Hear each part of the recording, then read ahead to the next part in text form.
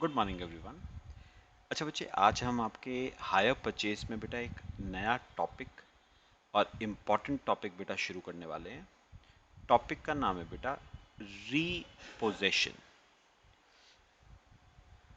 Topic का नाम है बेटा रीपोजेशन। अच्छा बच्चे, मुझे ना एक बात का जवाब दो। हायर परचेज की बेटा जो मेन करेक्टरिस्टिक्स हैं उनमें से एक करेक्टरिस्टिक क्या है कि हायर परचेज में बायर सेलर को पैसा एक साथ पे नहीं करता है बेटा। बायर सेलर को पैसा किश्तों में यानी इंस्टॉलमेंट्स में पे करता है ना बेटा। एक खासियत हायर परचेज की और है कि ओनरशिप ओनरशिप अभी ट्रांसफर नहीं होती है from seller to buyer. Buyer के पास गुड्स का अभी सिर्फ क्या आता है, पोजेशन आता है। हाँ, जब वो लास्ट इंस्टॉलमेंट पे करेगा तो उसके पास गुड्स की क्या आ जाती है, ओनरशिप। अब बेटा इमेजिन करो, बायर ने सेलर को, ठीक है, कोई इंस्टॉलमेंट पे नहीं करी। बायर ने सेलर को कोई इंस्टॉलमेंट पे नहीं करी, मतलब डिफॉल्ट कमिट किया। तो बेटा बताओगे सेलर के पास ऑप्शन यहां पर क्या है, सेलर के पास राइट यहां पर क्या है बेटा। सेलर के पास राइट है कि वो गुड्स को क्या कर सकता है, रीपोजेस। मतलब क्या हुआ, उसने बायर को जो गुड्स हायर परचेज पे बेचे थे वो उन गुड्स को वापस ले सकता है। ठीक है, तो अगर बायर डिफॉल्ट कमिट करता है in payment of any instalment तो seller has the right to repossess those goods. Reason क्यों कर सकता है बेटा सेलर रिपोजेस, क्योंकि ओनरशिप गुड्स की अभी भी किसके पास है, सेलर के पास। ठीक है बच्चे, अब मैं बेटा आपको ना इसका एक क्वेश्चन कराऊंगा, बहुत ध्यान से बेटा समझना है। क्वेश्चन नंबर 8, आओ मेरे साथ साथ बेटा। देखो बच्चे, ये आपका क्वेश्चन नंबर 8 है बेटा। पेज नंबर 11.27 पे आना। Page number 11.27, illustration number 8। देखो बेटा, x limited purchased 3 milk vans from Super Motors costing 75,000 each on hire purchase basis. Payment was to be made 45,000 down payment and the remainder in 3 equal installments together with interest at 9%. X Limited writes of depreciation at 20% on diminishing balance method यानी WDV है बेटा. It paid the installment at the end of first year but could not pay the next. Super Motors agreed to leave one milk van with the purchaser, adjusting the value of the other two milk vans against the amount due. The milk vans were valued on the basis of 30% depreciation annually on WDV basis. X Limited settled sellers' dues after 3 months. You are required to give necessary journal entries and the relevant accounts in the books of X Limited. तो बेटा हमें journal entries देनी है और ledger accounts बनाने हैं बेटा। चलो बच्चे आ जाओ, पहले जर्नल एंट्रीज बनाना शुरू करेंगे। एक काम करते हैं बेटा, जर्नल एंट्रीज बनाने से पहले ना कुछ इंपॉर्टेंट बेटा कैलकुलेशंस हैं वो हम कर लेते हैं पहले। तो सबसे पहले बेटा एक वर्किंग नोट बना लेना। सबसे पहले बच्चे एक वर्किंग नोट बना लो आप लोग, वर्किंग नोट। ठीक है, ध्यान से सुनना है बेटा। फर्स्ट लाइन पढ़ो, x limited purchased 3 milk vans from Super Motors costing 75,000 each। मतलब बेटा कैश प्राइस बेटा मिल्क वैन का कितना है, एक मिल्क वैन का कैश प्राइस 75,000। तो बेटा 3 मिल्क वैन्स का कैश प्राइस आ गया 2,25,000। ठीक है, payment was to be made 45,000 down payment. तो एक बात सुनना बेटा, इसमें से हम डाउन पेमेंट तो कर रहे हैं बेटा 45,000 रुपीज की तो है डाउन पेमेंट। तो 2,25,000 में से 45,000 की डाउन पेमेंट, बचा 1,80,000, वो हम दे रहे हैं इंस्टॉलमेंट्स में। कितनी इंस्टॉलमेंट्स है बेटा? 3 इक्वल इंस्टॉलमेंट्स। तो 60,000 की हो गई ना 3 इंस्टॉलमेंट्स, तो 3 instalments at the rate of ₹60,000 each, plus plus plus बेटा हम क्या दे रहे हैं? Interest at the rate of 9% per annum. अब याद करो बेटा, हमने एक क्वेश्चन में इंटरेस्ट बेटा निकाला था, इंटरेस्ट हमने निकाला था, जरा निकालेंगे बच्चे, आओ। हेडिंग लिखना, कैलकुलेशन ऑफ इंटरेस्ट।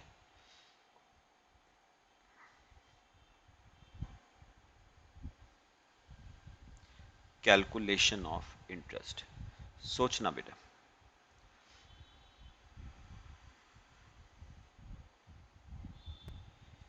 कितने साल का केस है? 3 सालों का। First year, second year, third year. अच्छा मुझे एक बात बताओ, अब ध्यान से सुनना बेटा जो मैं कहूंगा। मुझे बताओ बेटा, 2,25,000 में से 45,000 रुपए तो आपने आज अभी इसी वक्त पे कर दिए, बचे 1,80। 1,80 में से बताओ बेटा 60,000 कब पे करोगे?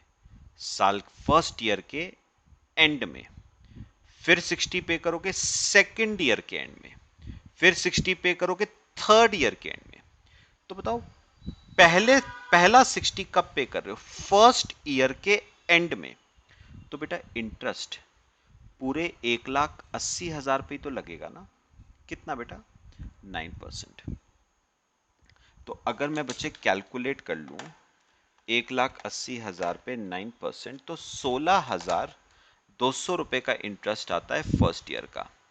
बेटा सेकेंड ईयर में इंटरेस्ट 1,20,000 पे लगेगा, 9%, 60,000 तो पे हो गए ना, तो 10,800 रुपए का इंटरेस्ट। और थर्ड ईयर में 60,000 रुपए पे लगेगा, 9%, 5,400 रुपीज का इंटरेस्ट।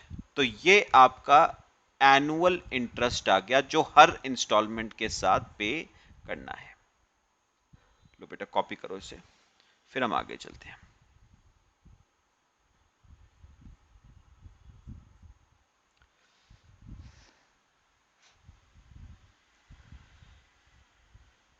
चले बेटे आ जाओ। अब आ जाओ, जर्नल एंट्रीज बनाएंगे।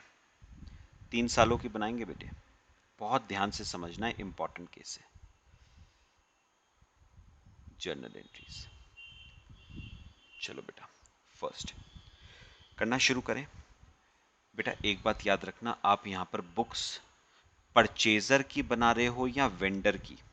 उसने कहा है आपको बुक्स बनानी है एक्स लिमिटेड। एक्स लिमिटेड मतलब परचेजर की बुक्स बना रहे हो, तो बुक्स ऑफ परचेजर बना रहे हैं, books of hire purchase purchaser. Purchaser की बुक्स बना रहे हैं बेटा, वेंडर की नहीं। ठीक है।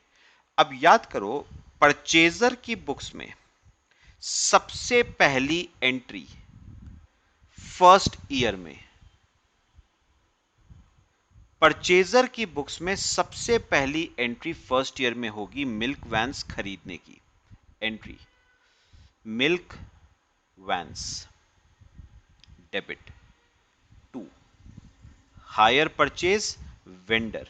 और बेटा हमारे केस में वेंडर कौन है? Super motors. तो milk vans debit to super motors. याद रखना ये एंट्री कैश प्राइस से आती है, और 3 मिल्क वैन्स का कैश प्राइस 2,25,000 है। ठीक है। Narration being milk vans purchased on hire purchase basis. Copy कर लो बेटे। Being milk vans purchased on hire purchase basis. ठीक है। फिर सेकंड, फिर बेटा इसी डेट को आप सुपर मोटर्स को डाउन पेमेंट पे करोगे, तो super Motors debit to bank. अच्छा, कितने रुपए की डाउन पेमेंट है बेटा? 45,000 रुपीज की down payment.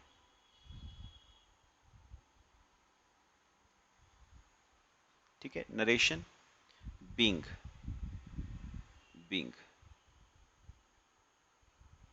Down payment paid. लो बच्चे, ये आपकी बेटा सेकेंड एंट्री हो गई। कॉपी कर लो बच्चे। ठीक है बेटा, अब अगर आपको याद हो तो सीधे एंट्री बेटा साल के एंड में होती थी, ईयर एंड में। ये तो बेटा दोनों एंट्रीज कब हो रही है? फर्स्ट ईयर के बिगिनिंग में, स्टार्टिंग में। अब जो बेटा अगली एंट्री होंगी ना, वो होंगी फर्स्ट ईयर के एंड में।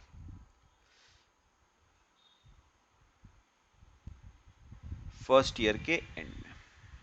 और बेटा फर्स्ट ईयर के एंड में क्या एंट्री होगी? इंटरेस्ट आप क्या करोगे? ड्यू। तो एक्स लिमिटेड इंटरेस्ट पे करेगी ना, तो एक्स लिमिटेड के लिए इंटरेस्ट एक्सपेंस है, इंटरेस्ट अकाउंट डेबिट टू। किसको दे रहे हो इंटरेस्ट? सुपर मोटर्स को, वेंडर को। अच्छा, फर्स्ट ईयर में कितने रुपए का इंटरेस्ट था बेटा? 16,200 रुपए का इंटरेस्ट। तो 16,200 रुपए का बेटा इंटरेस्ट आ गया। Narration being interest due to super Motors. ठीक है बच्चे, कॉपी करो इसे। फिर बेटा फर्स्ट ईयर के एंड में आप फर्स्ट इंस्टॉलमेंट पे करोगे सुपर मोटर्स को, तो super Motors account debit to bank. बेटा कितने रुपए की फर्स्ट इंस्टॉलमेंट होगी? 60,000 रुपए तो प्रिंसिपल का था और 16,200 रुपए का इंटरेस्ट था। 76,200 की फर्स्ट इंस्टॉलमेंट ये आपने पे कर दी सुपर मोटर्स को। Being first instalment paid.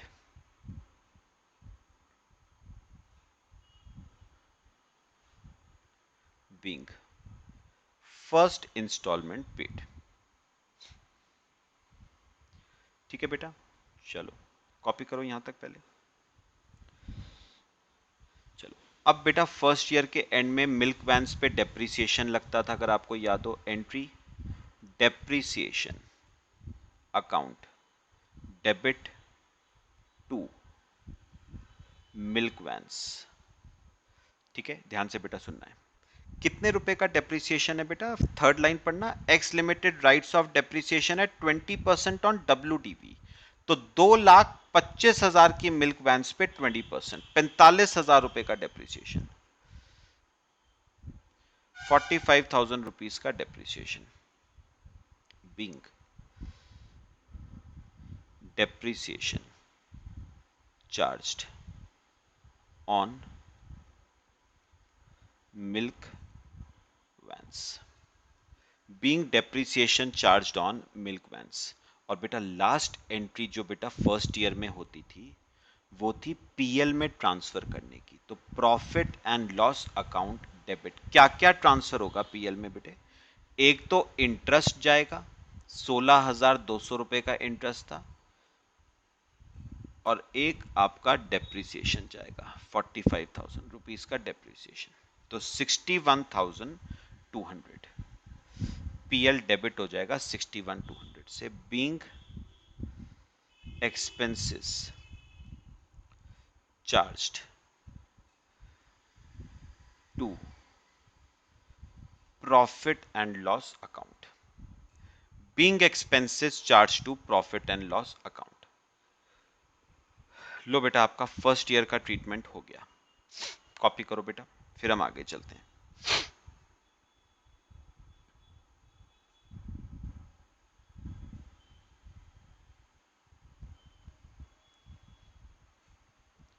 ठीक है, करें बेटा अब सेकेंड ईयर, आओ मेरे साथ साथ। अब करते हैं सेकेंड ईयर। बेटा अब याद रखना सेकेंड ईयर में भी अब सीधे एंट्री बेटा कब होगी, साल के एंड में होगी, सेकेंड ईयर के एंड में। बेटा सेकेंड ईयर के एंड में देखो कौन सी एंट्री करोगे, सबसे पहले एंड में इंटरेस्ट को ड्यू करोगे, interest account debit to super Motors.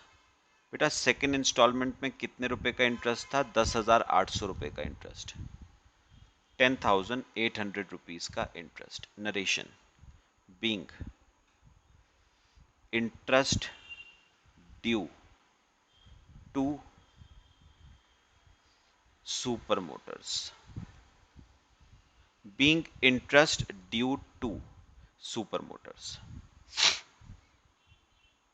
ठीक है, एच। सुनना बेटा ध्यान से, बेटा बताओगे अगली एंट्री आप क्या करते थे, आप इंस्टॉलमेंट, सेकेंड इंस्टॉलमेंट आप सुपर मोटर्स को पे करते थे, लेकिन यहां पर बेटा आप चेंज आया, फोर्थ लाइन पढ़ो, it paid the instalment at the end of first year but could not pay the next. तो एक बात याद रखना बेटा, उसने फर्स्ट इंस्टॉलमेंट पे करी है, ना सेकंड पे करी ना थर्ड। खैर थर्ड की तो मैं अभी बात नहीं कर रहा हूं, सेकंड इंस्टॉलमेंट उसने पे नहीं करी। तो सेकंड एंट्री जो आप पे एंट्री जो बनाते थे इंस्टॉलमेंट पे करने की, वो नहीं पे हुई है बेटा, तो वो एंट्री करने की जरूरत नहीं है। अब बताओ अगली एंट्री क्या होती थी, डेप्रिसिएशन चार्ज करने की, वो तो होगा ना, depreciation account debit to milk vans account. याद रखना WDV है बेटा। अच्छा 2,25,000 रुपए की मिल्क वैन्स थी, उस पे पहले साल का डेप लगा 45, WDV बची 180, 180 पे 20%, 36,000 का डेप्रिसिएशन सेकेंड ईयर में।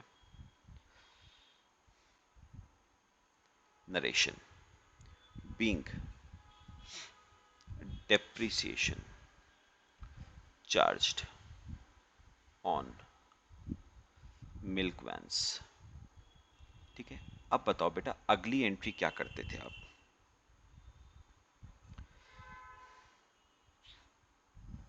कर लो पहले, कॉपी कर लो इसे।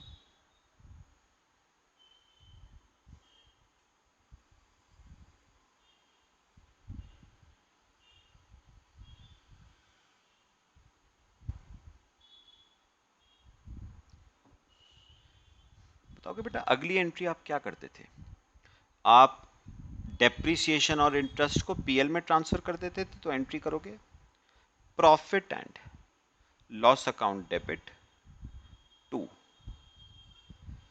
इंटरेस्ट अकाउंट 10,800 और to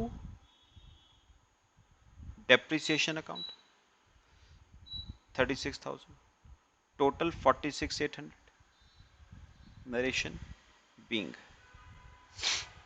expenses charged to profit and loss account. अभी सुनना बेटा, पहले कॉपी कर लो, आप इसे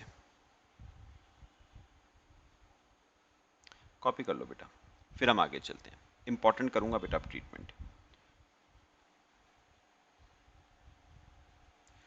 बेटा अब पता क्या हुआ, एक्स लिमिटेड ने यानी परचेजर ने बेटा डिफॉल्ट कमिट करा है in payment of second instalment. तो अब मेरे को बताओ सेलर के पास क्या राइट है बेटा, वेंडर के पास क्या राइट है कि वो जो गुड्स उसने परचेजर को बेचे थे वो उन गुड्स को क्या कर सकता है, रीपोजेस। अब आना बेटा क्वेश्चन की फिफ्थ लाइन पे, fifth line, Super Motors agreed to leave one milk van with the purchaser. ठीक है, adjusting the value of other to milk vans against the amount due. तो बेटा सुपर मोटर्स ने क्या कहा एक्स लिमिटेड को कि भाई देख, तूने 3 मिल्क वैन खरीदी थी, मैं एग्जांपल देके बता रहा हूं आपको, तूने 3 मिल्क वैन खरीदी थी, 3 इंस्टॉलमेंट्स थी, तूने एक इंस्टॉलमेंट दी है, तो तू एक काम कर, एक मिल्क वैन रख ले, ठीक है।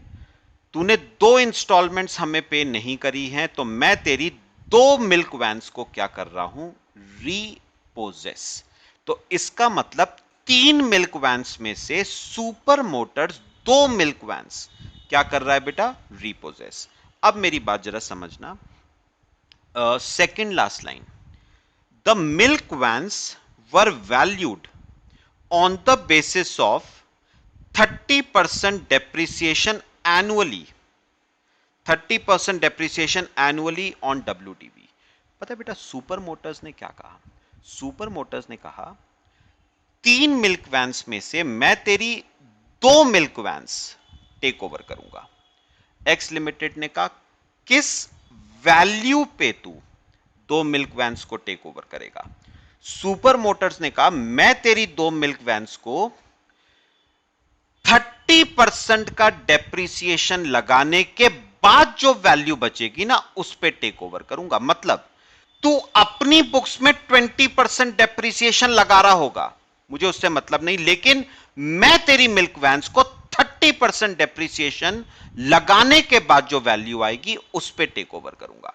आओ बेटा मैं आपको समझाता हूं, वर्किंग नोट बनाओ बच्चे, वर्किंग नोट मेरे साथ साथ लिखना, value at which 2 milk vans are taken over। ठीक है, 2 मिल्क वैन्स की बात करना। पहले मुझे बताओ मिल्क वैन्स थी कितने की, 2 मिल्क वैन, एक 75,000 की थी ना, तो 2 हो गई 1.5 लाख की। उसने कहा मैं इन मिल्क वैन्स को टेक ओवर करूंगा after writing of 30% depreciation annually. तो 1,50,000 पे 30%, 45,000 तो हुआ पहले साल का, ठीक है। अच्छा, फिर फर्स्ट ईयर के एंड पे डब्ल्यूडीवी बची 1,05,000, फिर डेप्रिसिएशन लगाऊंगा दूसरे साल का, क्योंकि मिल्क वैन तूने 2 साल यूज करी हैं। तो 1,05,000 पे 30%, 31,500 का डेप हुआ दूसरे साल का। तो मैं तेरी मिल्क वैन्स को टेक ओवर करूंगा 73,500 पे। मैं तेरी मिल्क वैन्स को कितने पे टेक ओवर करूंगा बेटा, 73,500 पे। बात समझ आई। अब बेटा एक बात और है, छोटी सी बात, ध्यान से मेरी बात सुननी है बेटा।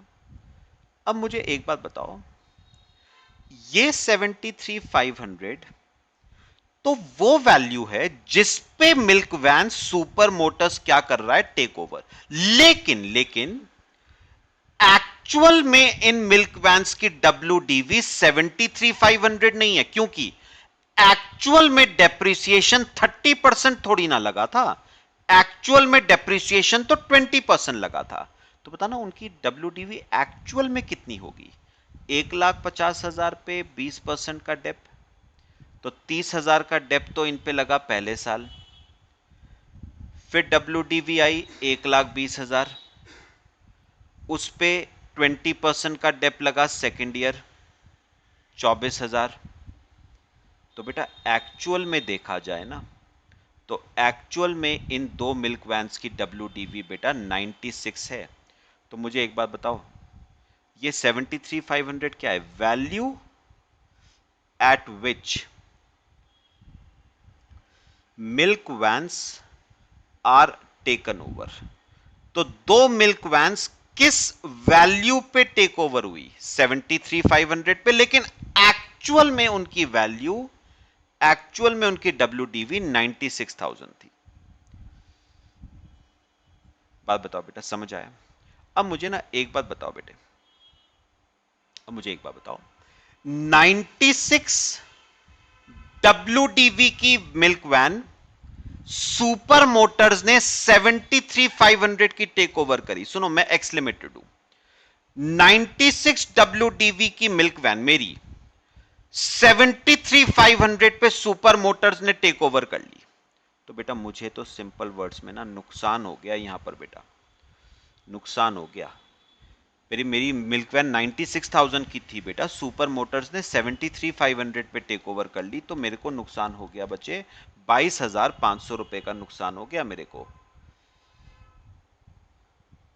तो एक तरह से बेटा मैं आपको बताऊं हुआ क्या है, मैं शॉर्ट में आपको बेटा सिंपल वर्ड्स में बताता हूं। वैसे बेटा आप सुपर मोटर्स को इंस्टॉलमेंट बेटा वैसे किस में देते हो, कैश में ना। यहां पर बस ये हुआ है कि सुपर मोटर्स को कैश देने के बजाय आपने सुपर मोटर्स को अपनी मिल्क वैन्स दे दी। ठीक है, देना क्या चाहिए था सुपर मोटर्स को, कैश, लेकिन आपने कैश तो दिया नहीं, आपने तो डिफॉल्ट कमिट करा। आपने कैश की जगह सुपर मोटर्स को क्या दे दी, मिल्क वैन्स। कॉपी करो बेटा, फिर हम एंट्री बनाएंगे। लो कॉपी कर लो।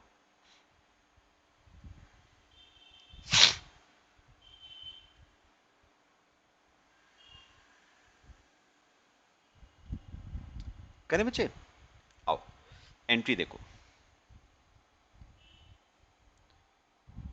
एंट्री बेटा वैसे सुपर मोटर्स को अगर कैश देते तो एंट्री बनाते Super Motors debit to cash, लेकिन आपने कैश तो दिया नहीं। क्या दिया आपने, सुपर मोटर्स डेबिट, एक लाइन छोड़ना बेटा, एक लाइन छोड़ना, टू, क्या दे दिया सुपर मोटर्स को बेटे, मिल्क वैन्स दे दी।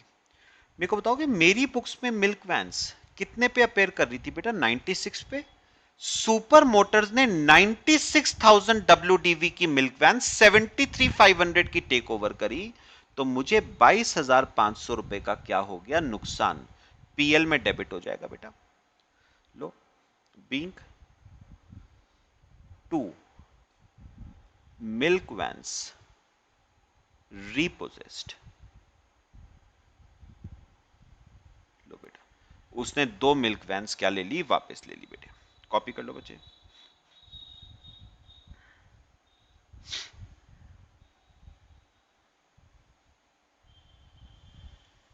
मेरे ख्याल से बेटा ये रीपोजेशन वाला जो हमने पूरा ट्रीटमेंट किया बेटा क्लियर हुआ।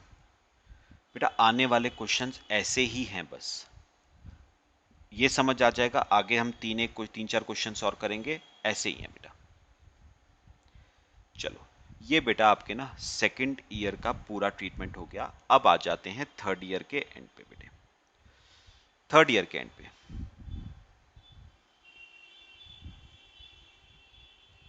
थर्ड ईयर एंड, अब मुझे बताओ बेटा थर्ड ईयर के एंड पे, सबसे लास्ट में, थर्ड ईयर के सबसे लास्ट में बेटा इंटरेस्ट क्या होगा, ड्यू होगा। लेकिन बेटा अब एक बात अगर आप थोड़ी सी समझ के देखो, पहले कॉपी कर लो इसे, कॉपी कर लो यहां तक बेटे।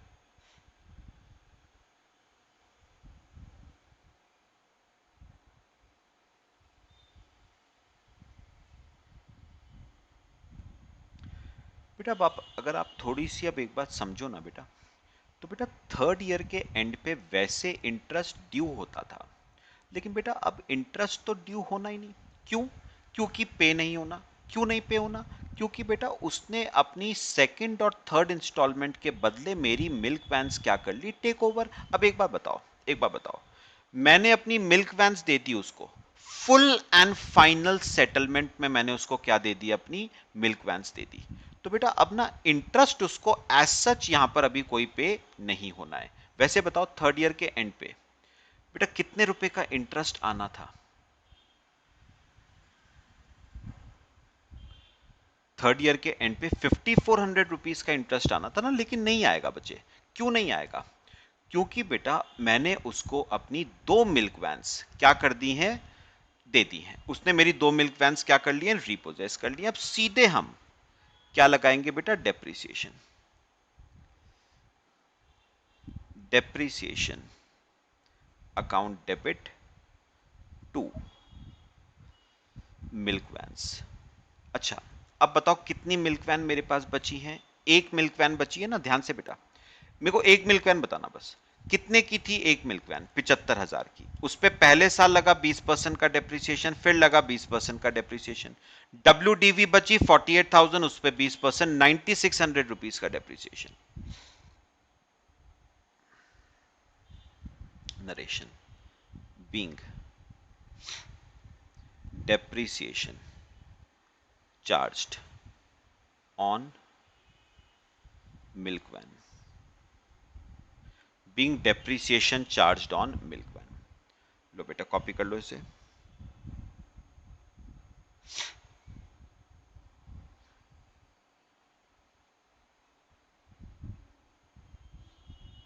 कॉपी कर लो बेटा।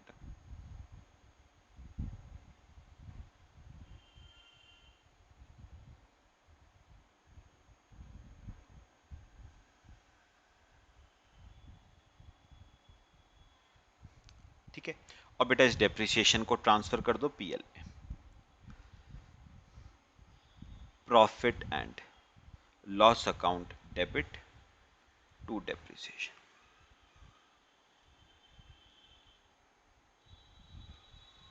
कितने रुपए का डेप्रिसिएशन है बेटा? 9600 रुपीज का। Being depreciation charged to profit and loss account, being depreciation charge to profit and loss account. लो बेटा डेप्रिसिएशन का ट्रीटमेंट भी हो गया। अब बस लास्ट बात करेंगे बेटे।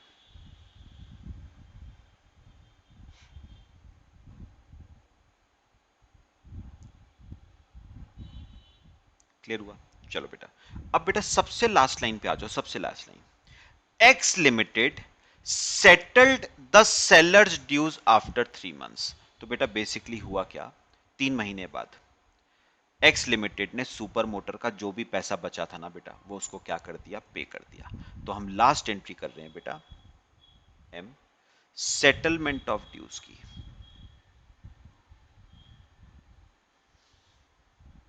जो भी बचा कुचा पैसा था किसका, सुपर मोटर्स का, वो बताओ उसको क्या कर दिया गया है, पे।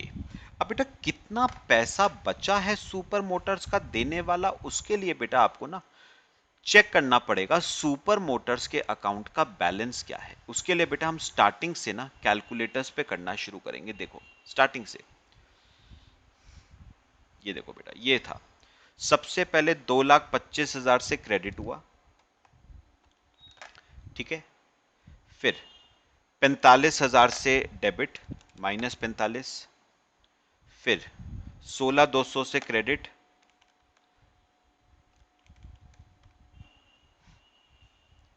फिर 76,200 से डेबिट,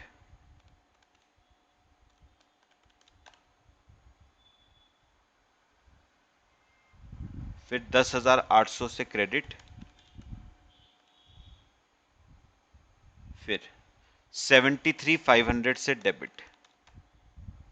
तो बेटा सुपर मोटर्स का बैलेंस बचता है 57,300। 57,300 पे कर दो बेटा सुपर मोटर्स को। 57,300 बचता है, तो super Motors debit to bank कितना, 57,300 being account of super motors settled,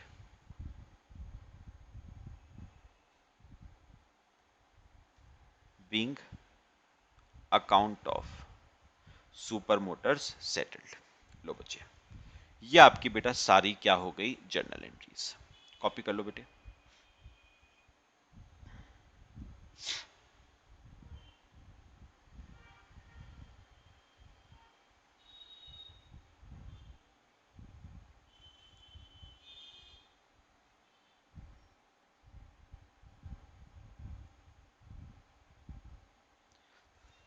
कर लिया बेटा सबने, ठीक है। चलो बेटा बाकी ना इस क्वेश्चन में आपको उसने कहा था रेलेवेंट लेजर अकाउंट्स बनाने हैं।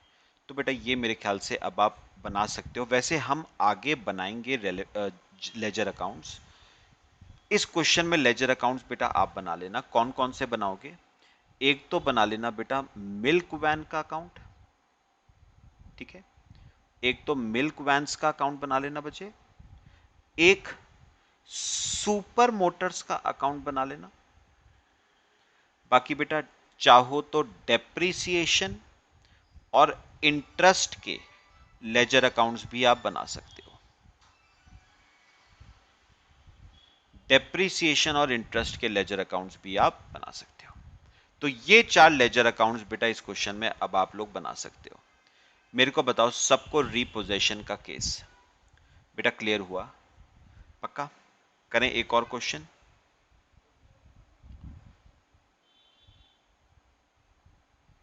चलो बच्चे करते हैं एक और। आओ मेरे साथ question number 9।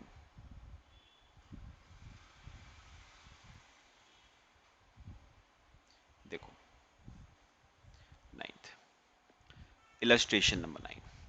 A firm acquired 2 tractors under hire purchase agreement, details of which were as follows. आपने 2 ट्रैक्टर्स खरीदे हैं बेटा। ट्रैक्टर ए खरीदा है 1 अप्रैल को 14,000 कैश प्राइस है बेटे, और ट्रैक्टर बी 1 अक्टूबर को खरीदा है 19,000 कैश प्राइस है। Both agreements provided for payment to be made in 24 monthly instalments. तो बेटा याद रखना 24 मंथली इंस्टॉलमेंट्स है of 600 each for tractor A and 800 for tractor B, commencing on the last day of the month following purchase, all installments being paid on due dates. On 30th June 2012, tractor B was completely destroyed by fire. In full settlement on 10th July, an insurance company paid 15,000 under a comprehensive policy. Any balance on the hire purchase company's account in respect of these transactions was to be written off. चलो फिर firm prepared accounts annually to 31 December, तो ये बात याद रखना year and 31 दिसंबर को हो रहा है, and provided depreciation on tractors on straight line basis. Straight line method है at the rate of 20% per annum, rounded off to nearest 10 rupees, apportioned as from the date of purchase and up to the date of disposal. You are required to record these transactions in the following accounts, carrying down the balances on 31st December 11 and 31st December 12. Tractor account बनाना है बेटा, provision for depreciation account और disposal of tractors account. चलो आओ मेरे साथ साथ 3 ledger accounts बनाने हैं बेटा। 2 साल का ट्रीटमेंट है जो आपको करना है, 11 का और 12 का। सबसे पहले तो बनाओ ट्रैक्टर्स अकाउंट।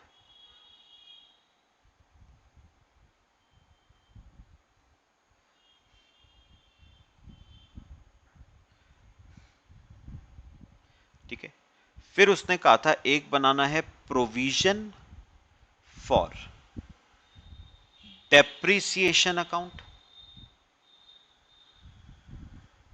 एक उसने कहा था प्रोविजन फॉर डेप्रिसिएशन अकाउंट बनाना है, और एक उसने कहा है डिस्पोजल ऑफ ट्रैक्टर अकाउंट बनाना है, डिस्पोजल ऑफ ट्रैक्टर अकाउंट। लो बेटा 3 लेजर अकाउंट्स बना लो, 2 साल का ट्रीटमेंट बेटा हमें करना है। कॉपी कर लो यहां तक।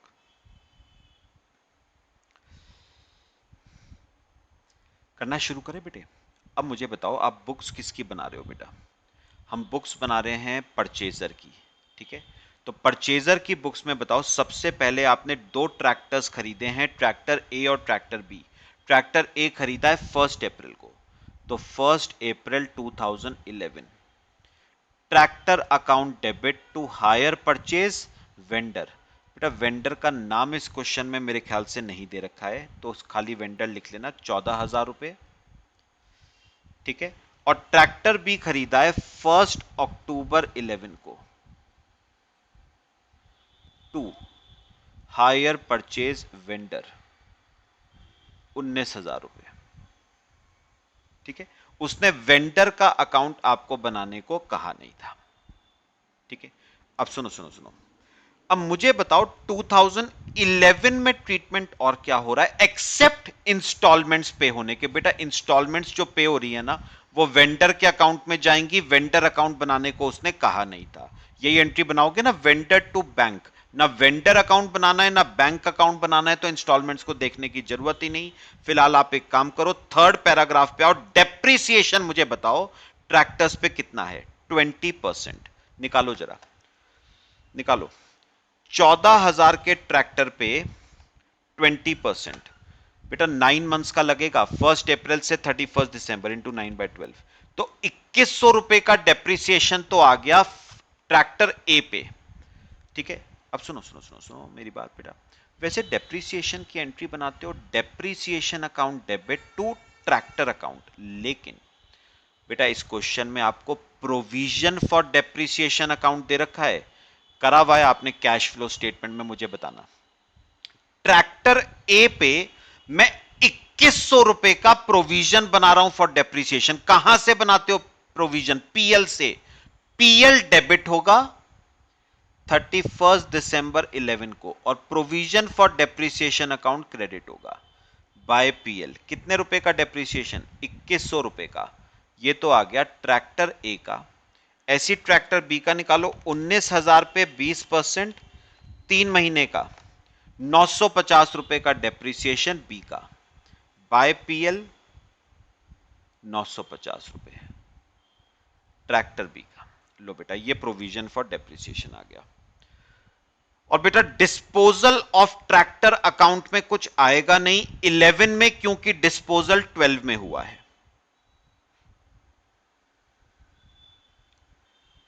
ठीक है, चलो बेटा बुक्स क्लोज कर दो बस 11 को। 11 में इतना ही है बेटा। 31 दिसंबर 11 बाय बैलेंस कैरेट डाउन 33,000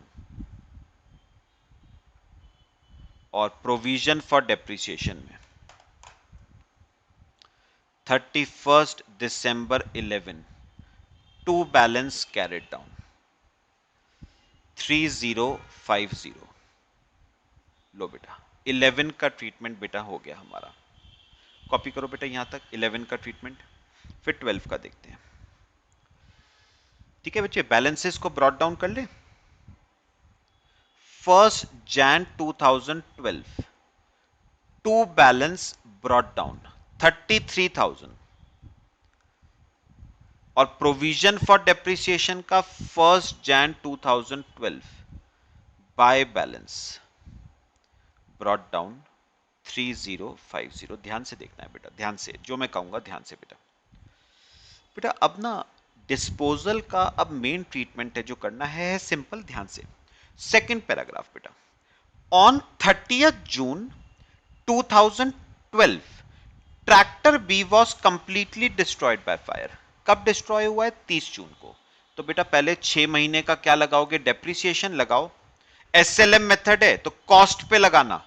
19,000 की कॉस्ट थी, उस पे 20%, 6 महीने का बेटा 1900 रुपए का डेप्रीसिएशन आ जाता है। तो प्रोविजन कहां से बनाओगे? पीएल से। PL debit to provision for depreciation 30 June by PL. कितना?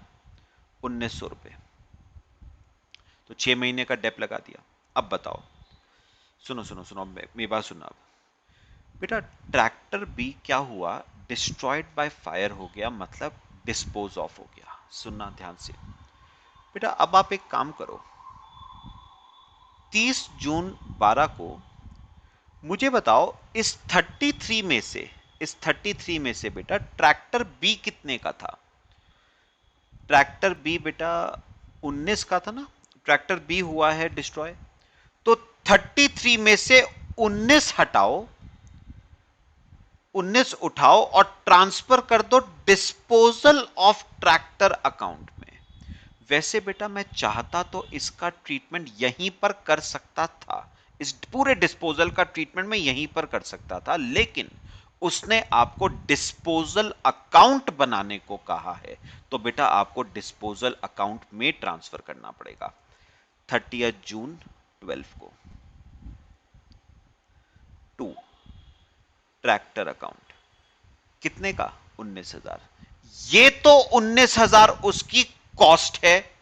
अब इस पे मुझे बताओ 30 जून 12 को इस ट्रैक्टर पे कितने का डेप आप लगा चुके हो?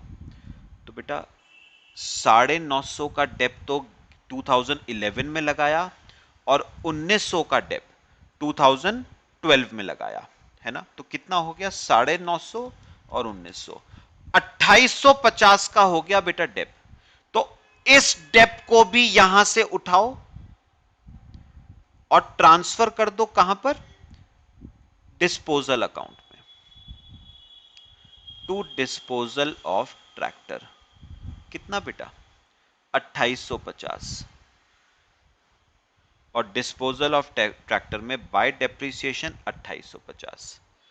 अब बताओ 10th जुलाई को, 10th जुलाई को बेटे आपको कितना पैसा मिला इंश्योरेंस कंपनी से? 15,000 रुपए 10th जुलाई 12 को कैश मिला है। तो cash account debit to disposal account, 15,000 रुपए का कैश मिला है। तो मुझे बताओ कि इस ट्रैक्टर की WDV क्या थी? 19,000 माइनस 2850 का डेप, तो 16,150 की WDV थी और मिला 15,000, तो 1,150 रुपए का लॉस आ जाता है, PL में चला जाएगा साल के एंड में, 31 दिसंबर लॉस चला जाएगा बेटा PL में 1,150। लो बेटा साल के एंड में जाएगा। यह आपका लॉस हो गया ऑन डिस्पोजल, PL में चला गया। ठीक है बेटा। अच्छा चलो अब एक काम करो, 31 दिसंबर 12 को जो ट्रैक्टर आपके पास बचा है उसका डेप लगा देते हैं। कौन सा? ट्रैक्टर ए। तो कितने का था? 14,000 का ना, उस पर 20%, 2,800 रुपए का डेप्रिसिएशन। तो बाय PL 2,800 रुपए का डेप्रिसिएशन।